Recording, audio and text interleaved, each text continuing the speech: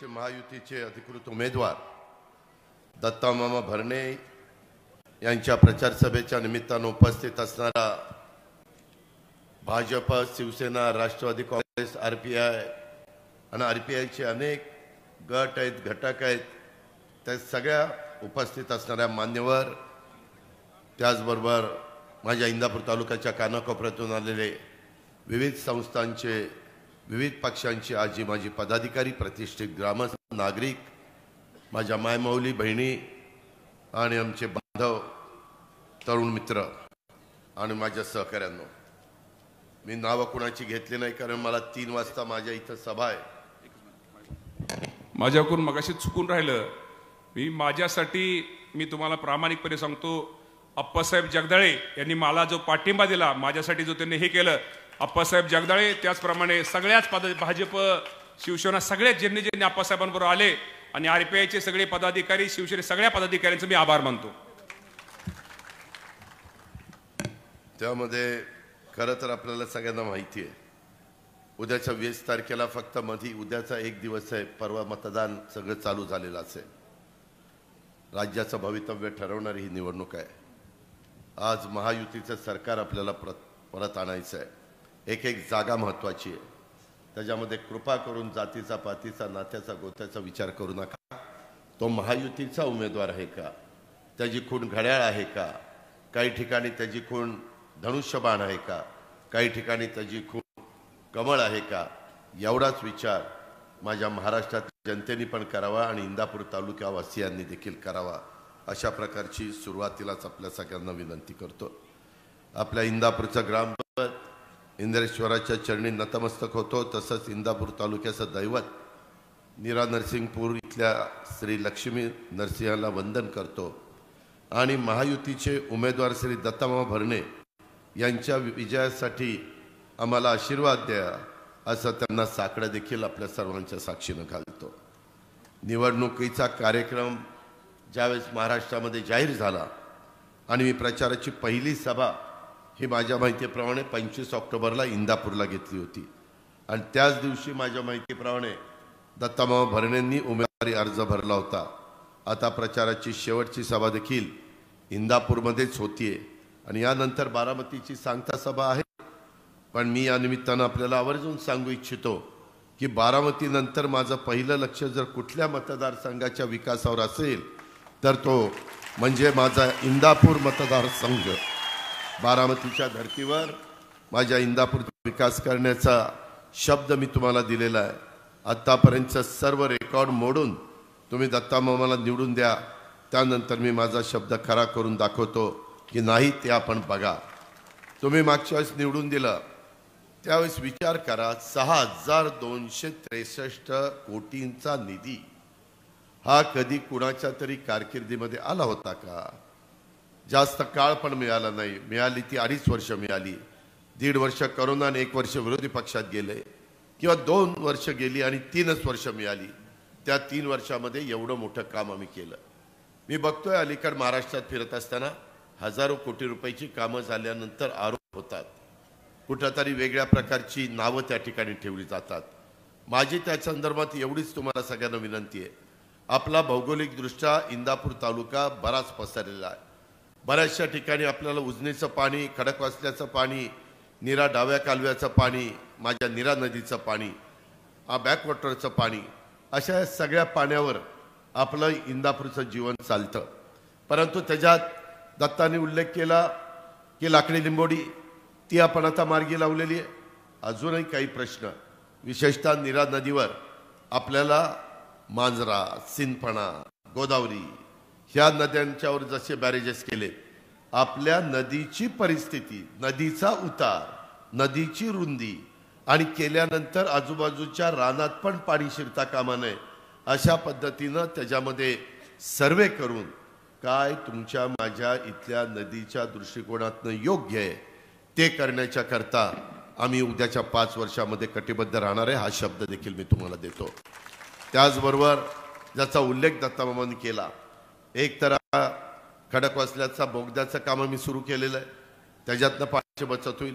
पण माझ्या नेहमी मनात येतं, जोपर्यंत आम्ही पुण्याला टाटा धरणांची पाणी त्या ठिकाणी देत नाही. वरसगाव पंचायत खडकवासला टेमघरचं पाणी पिण्याला जे मोठ्या प्रमाणावर जातं ते शेतीच्या करता खाली आणत नाही.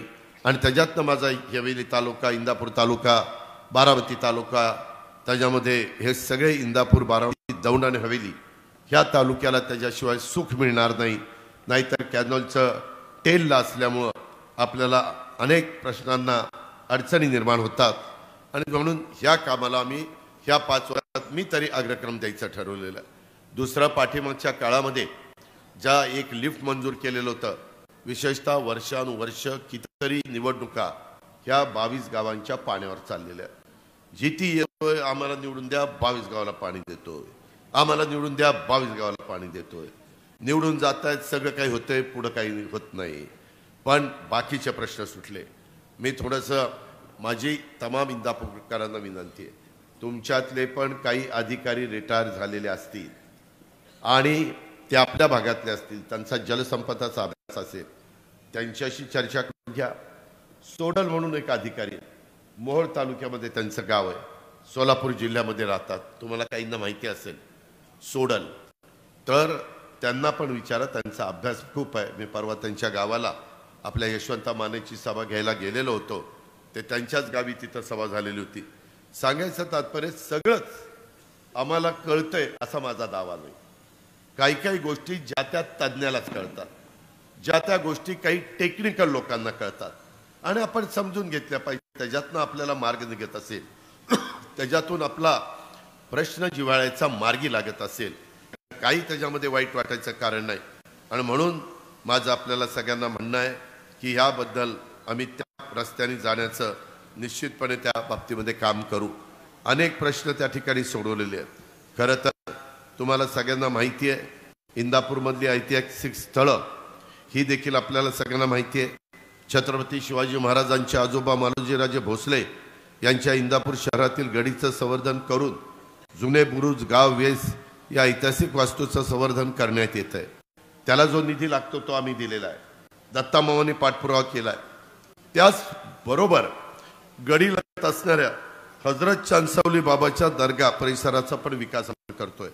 मित्रांनो, मी काम करत असताना कधीही एका घटकाचा विचार केला नाही. मी अख्ख्या राज्याला सांगतो, मी सेक्युलर विचारधाराचा कार्यकर्ता आहे. पक्ष त्या रस्त्याने चाललेला आहे. त्याचबरोबर शिवशाहू फुले आंबेडकरांची विचारधारा ही आमच्या रक्तामध्ये थेंब थेंबामध्ये भिनलेली आहे आणि त्याच्यामुळं त्या रस्त्याने गेलं तरच तुमच्या माझ्या पुरोगामी विचाराच्या महाराष्ट्राचं भलं होणार आहे, कल्याण होणार आहे. ह्याही गोष्टीची खुणगाठ ही आपण सगळ्यांनी ह्या निमित्तानं बांधली पाहिजे. आज या दोन्ही क्षेत्रांना ऐतिहासिक, आध्यात्मिक, पुरातत्वीय असा वारसा आहे. या क्षेत्राचा विकास करताना पुरातत्वीय महत्त्व, ऐतिहासिक सौंदर्य कसं आपल्याला जपता येईल, नवीन बांधकाम करताना ते शेकडो वर्षापूर्वीचं मूळ वास्तूशी मिळतं जुळतं कसं असावं, हेरिटेजच वास्तू ती कशी वाटावी, या दृष्टीनं आम्ही सगळ्यांनी काळजी घेण्याचं ठरवलेलं आहे. पुलाच्या बद्दल तर बरंच काही ऐकलेलं आहे. खरं तर मित्रांनो, रस्ते करणं, पूल करणं, रेल्वे लाईन करणं, त्याच्या संदर्भामध्ये बंदर करणं, त्याच्यात विमानतळ करणं, ह्या सगळ्या गोष्टी असतात ना, ही समाजाची गरज आहे.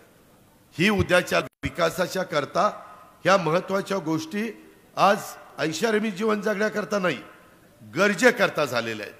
नाईट लँडिंग करणं, रात्री अपरात्री कधी तुम्हाला तिथनं कुणाला जायचं असेल तर जाता आलं पाहिजे, येता आलं पाहिजे.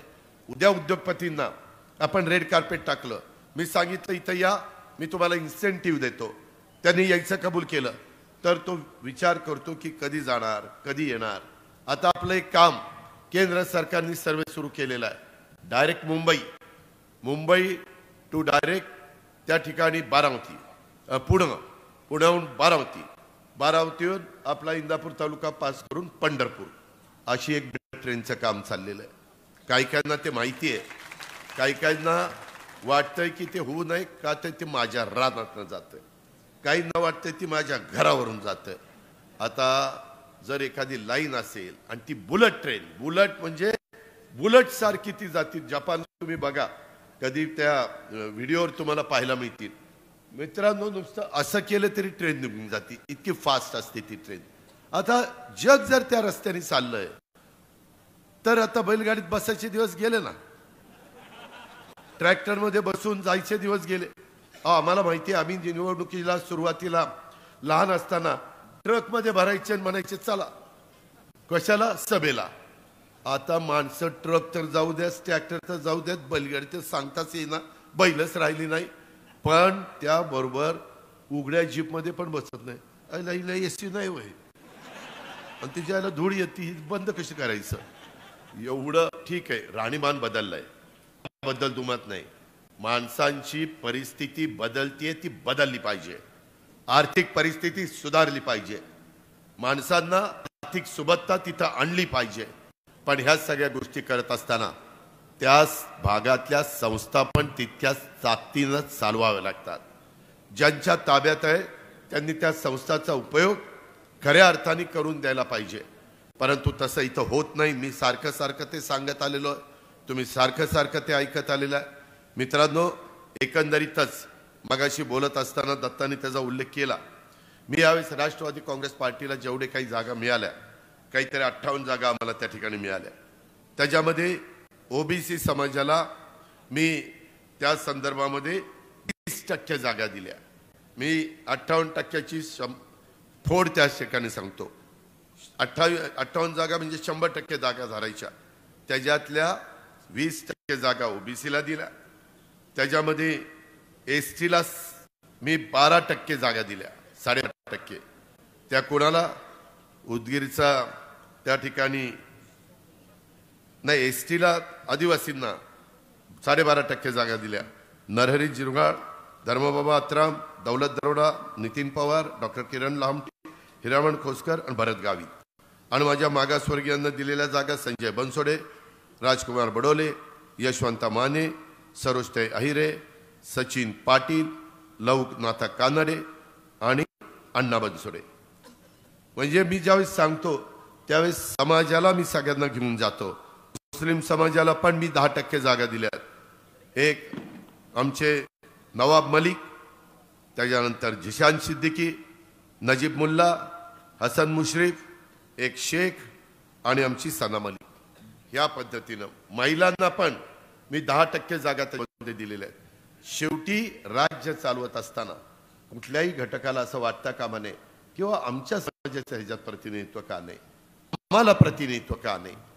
ह्या एनटी वगैरे ते सगळं ओबीसी मध्ये येतं आणि म्हणून त्या गोष्टीचा उल्लेख मी ओबीसी म्हणून केलेला आहे. ह्या पद्धतीनं इद्रिसचा उल्लेख आमच्या दत्ताने आता केला किंवा त्यांना पण आम्ही एक कार्यकर्ता म्हणून, तुम्हाला माहित नाही अजून कोणाला, आपल्या विधान परिषदेमध्ये ज्या काही जागा आहेत त्याच्या एक पण जागेचा प्रतिनिधी मुस्लिम नव्हता. काँग्रेसने पण लक्ष दिलं नाही, इतर कोणी लक्ष दिलं नाही. माझ्या लक्षात आल्यावर मला 2 जागेतली एक जागा इथं मी इद्रिस नायकवाडीला त्या ठिकाणी दिली. शेवटी ज्यावेळेस मी सांगतोय, मी सर्वांना बरोबर घेऊन जातो, मी समतेच्या विचाराने चाललोय, मी एकतेच्या विचाराने चाललोय. हे आपण सगळेजण एक आहोत ह्या पद्धतीने आपण पुढे चाललोय. त्यावेळेस ती कृती देखील दिसली पाहिजे. आणि म्हणून माझी तुम्हाला सगळ्यांना विनंती आहे की या गोष्टीचा विचार फक्त आपली राष्ट्रवादी काँग्रेस पक्ष करू शकते, याचा आपण साकल्याने विचार केला पाहिजे. मित्रांनो, आता राहिलेल्या दिवसामध्ये बऱ्याच काही अफवा उठण्याची शक्यता आहे. त्याचा उल्लेख दत्तामामांनी आपल्या भाषणामध्ये त्या ठिकाणी केला. त्याबद्दल दुमत कुणाचं असण्याचं कारण नाही. कृपा करून ही प्रत्येकाच्या अस्तित्वाची निवडणूक आहे, आपल्या सगळ्यांच्या महत्वाच्या उद्याच्या भवितव्याची निवडणूक आहे. अप्पासाहेब जगदाळे इथं बसलेत. मी त्यांना विनंती केली, त्यांना सांगितलं की अप्पासाहेब, तुमच्या मनामध्ये जे आहे की तालुक्याचं भलं झालं पाहिजे. काही काही जण दुर्दैवाने जातीवर मतं मागायला लागले. आपल्या इथं कधी तसं नव्हतं.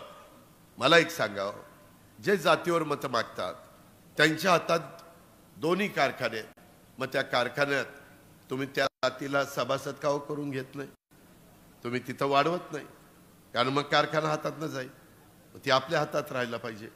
हा जो काही भेदभाव आहे, माझ्या माहितीप्रमाणे मला जेवढे शंकरराव भाऊ पाटील केलेले त्यांनी असं कधी केलेलं नव्हतं. त्यांनी सगळ्यांना बरोबर घेऊन जाऊन संस्था पण चांगल्या पद्धतीने चालवण्याचा प्रयत्न केलेला होता. माझ्या तुम्हाला सगळ्यांना आग्रहाची विनंती आहे, आपले काही गोष्टी थोड्याशा रेंगाळल्या.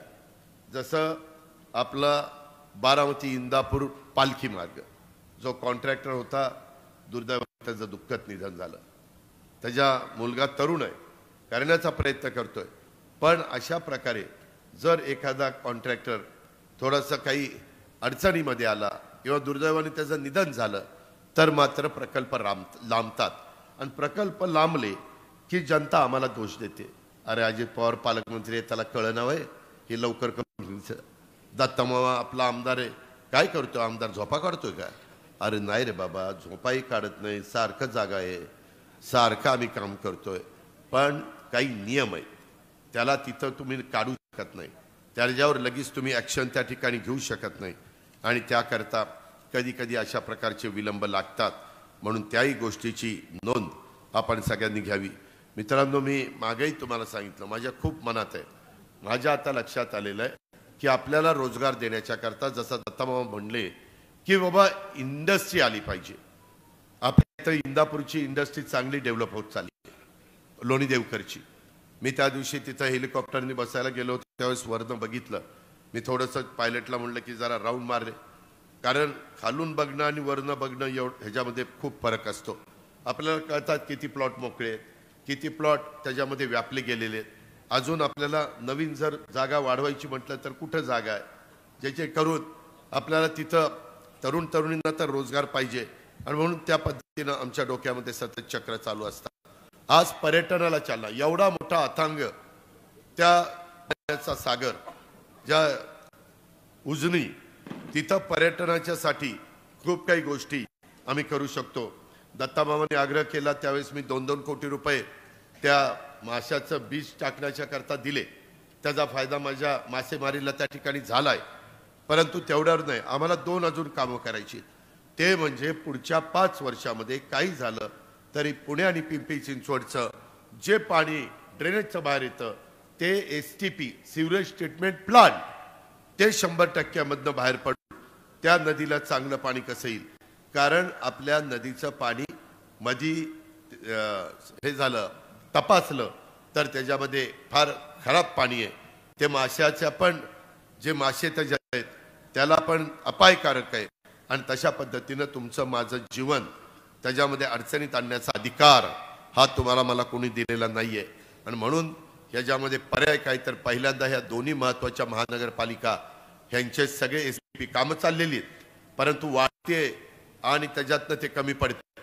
आणि ज्या तालुक्याचे जवळ, आता दौंड तालुक्यात दौंड शहर जवळ आहे, पलीकडच्या बाजूला काही महत्त्वाची शहरं मोठी हे जवळ आहेत, तिथं पण STP टाकायचं आहे. मी आता पुढे DPDC मध्ये त्या पद्धतीचा विचार करतोय. किंवा केंद्राशी बोलून इंदापूरकरांनो, आता मला चांगल्या प्रकारे आम्ही महायुतीच्या सरकारमध्ये असल्यामुळं पंतप्रधानांची आमची चांगली ओळख झालेली आहे, बाकीच्या नेत्यांच्या ओळखी आहे. परवा मी पुण्याच्या सभेमध्ये देखील पंतप्रधानांशी बोलत असताना त्यांना हेच सांगत होतो, साहेब आमच्या इथं निश्चितपणे महायुतीला आमचा सगळ्या लोक पाठिंबा देतील, पण त्याकरता आम्हाला मोठ्या मोठ्या योजना आहेत, त्याला कुठं 85,000 कोटी रुपये लागतील. परवाच म्हटलं तुम्ही बंदर मंजूर करून दिलं, 1.25 लाख कोटी रुपये नुसत्या एका बंदराला लागले. त्याच्यातनं 10-12 लाख युवक युवतींना कामं मिळणार आहे. त्याच्यातून एक्सपोर्ट इम्पोर्ट मोठ्या प्रमाणावर पालघर आपल्या जिल्ह्यातनं वाढणार आहे, तिथं आम्ही विमानतळ करणार आहे.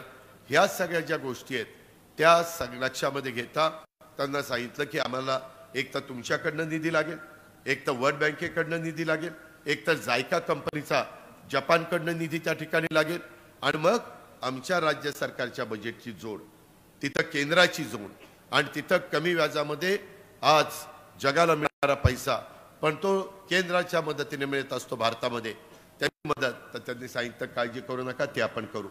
कांदा निर्यात बंदी आम्ही उठवली, कांद्याचे भाव आता चांगले आहेत, कांदा उत्पादक शेतकरी समाधानी आहे, तिथं तर कुठं अडचण राहिलेली नाही. एक मात्र आहे, आता कापूस आणि सोयाबीन ह्याचे भाव पडलेले असल्यावर शेतकरी जरा नाराज आहे. मी महाराष्ट्रामध्ये फिरत असताना आज तुम्हाला आश्चर्य वाटेल, माझी 57वी सभा आहे, 97 आहे, शेवटची होईल तेव्हा 58. एवढा मी सगळीकडे सभा घेत फिरलेलो आहे. सगळीकडे मी वेळ देऊ शकलो नाही, कारण प्रत्येक म्हणायचं आम्हाला शेवटची सभा द्या. अरे शेवटची मी कुठं जाऊ, शेवटची सभा मी कसं काय करू. पण हरकत नाही, प्रत्येकाला अपेक्षा असतात, त्या अपेक्षांची पूर्तता करण्याचा प्रयत्न माझ्या परीने केलेला आहे. माझ्या सहकाऱ्यांनी त्यांच्या परीनं सगळीकडे सभा घेण्याचा प्रयत्न केलेला आहे. वातावरण महायुतीला अतिशय पोषक अशा प्रकारचं वातावरण आहे, त्याबद्दल दुमत असण्याचं कारण नाही.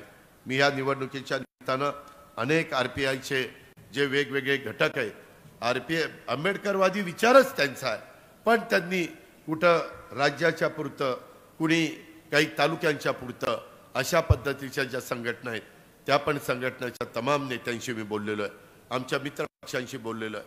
त्याच्यामध्ये आप्पासाहेबांच्याही बद्दल मी निमगाव केतकीला त्या ठिकाणी सांगितलेलं आहे. प्रत्येकाचा मान सन्मान ठेवण्याचं काम इथला आमदार या नात्याने दत्तामामा करेलच. संघटनेचा आमचा अध्यक्ष जिल्ह्याचा या नात्याने आमचे प्रदीप गारटकर करतील, आमचा हनुमंत त्या ठिकाणी करेल आणि इतर पण सहकारी करतील. त्याबद्दल तुम्ही कुठेही मनात शंका बाळगू नका. राहिलेल्या 2 दिवसामध्ये कुणाचाही कुठेही अपमान होऊन देऊ नका. प्रत्येकाचा मान सन्मान हा राखण्याचा प्रयत्न करा. आणि माय माऊलींना आपल्या घरी सांगा की महिलांनो, आया बहिणींनो, लाडक्या बहिणींनो, तुम्हाला ह्या सगळ्या योजना पुढे चालू ठेवायच्या असतील तर ते तुमच्या हातात आहे. तुम्हाला त्या ठिकाणी 3, 5, 7 मोटारचं फुकट वीज तुम्हाला कायम पुढे 5 वर्ष चालू ठेवायची असेल तर ते तुमच्या हातात आहे. मिळत नाही तोपर्यंत इन्सेंटिव्ह तुम्हाला पाहिजे असेल तर तेही तुमच्या हातात आहे. 3 गॅस सिलेंडर असेल किंवा आमच्या मुलींचं मोफत शिक्षण असेल, ह्या सगळ्या गोष्टी तुम्हा दोघांच्या हातात आहे. तर त्या कशा, तर त्या अशा की गेला 20 तारखेला तर पहिलंच मशीन आणि त्या पहिल्याच मशीनमध्ये अनुक्रमांक 2 मध्ये दत्तामामा भरणेचं नाव आहे. त्याच्या पुढं घड्याळाची त्याचा फोटो आहे, त्याच्यानंतर घड्याळाची खूण, त्या घड्याळाच्या चिन्हाचं शेजारचं बटन दाबून आपण तुम्ही जे काही आमच्याकडनं अपेक्षा मनामध्ये ठेवलेल्या आहेत, आम्ही जे जाहीरनाम्याच्या रूपाने इंदापूरकरांना दाखवलेले आहे, आम्ही राज्याच्या जाहीरनाम्याच्या रूपाने आमच्या महाराष्ट्राला आपल्या दाखवण्याचा प्रयत्न केलेला आहे. आणि अजूनही काम करत असताना सभेमध्ये किंवा वेगवेगळ्या गावभेटी दौऱ्यामध्ये जे आमच्या कार्यकर्त्यांनी किंवा आमच्या महायुतीच्या घटक पक्षांनी सांगितलेलं असेल, त्या गोष्टी करण्याच्या बद्दलचं अतिशय व्यवस्थित प्लॅनिंग हे आम्ही त्या बाबतीमध्ये करू. त्याबद्दल तिळमात्र शंका आपण कोणी मनामध्ये बाळगू नका. अशा प्रकारची माझ्या इंदापूरच्या तमाम मतदार बंधू भगिनींना आग्रहाची विनंती करतो. कुठंही राहिलेलं, आता आज तर संध्याकाळी 6 वाजता प्रचार त्या ठिकाणी संपणार आहे, परंतु हा प्रचार संपत असताना राहिलेल्या काळामध्ये तुमच्या माझ्याकडनं कुणाकडनंच कुठली अशा पद्धतीची गोष्ट होऊन देऊ नका. त्याच्यातनं एखाद्या समाज दुखवला जाईल, एखादा घटक दुखवला जाईल. कारण नसताना त्या नाराजीचा फटका हा दत्तामामाच्या उद्याच्या मतदानामध्ये होईल. मी तर सगळीकडे सांगतोय बाबांनो, कदाचित मतदारांची नाराजी काही तालुक्याच्या नेत्यांवर असू शकते, काहींची नाराजी गावच्या नेत्यांच्यावर असू शकते. आहे भांड्याला भांडं लागतं. कधी ग्रामपंचायत निवडणूक, सोसायटी निवडणूक, कधी वेगवेगळ्या पदं देत असतानाचे प्रश्न, अशा गोष्टी होतात.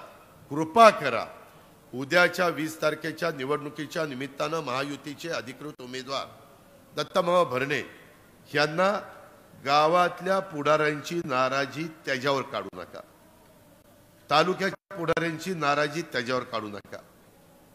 कुणाला अजून काही शंका कुशंका असेल तर मी तुमच्या बाबतीमध्ये मदत करायला तयार आहे.